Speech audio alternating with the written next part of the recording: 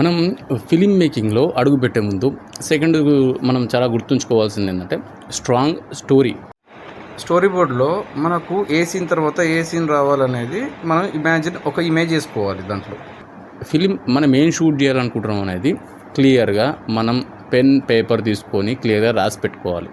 ఆ clear plan లేకపోతే మనం ఏం చేస్తామో మనం కూడా అర్థం కాదు, గందరగోళం అయిపోతుంది.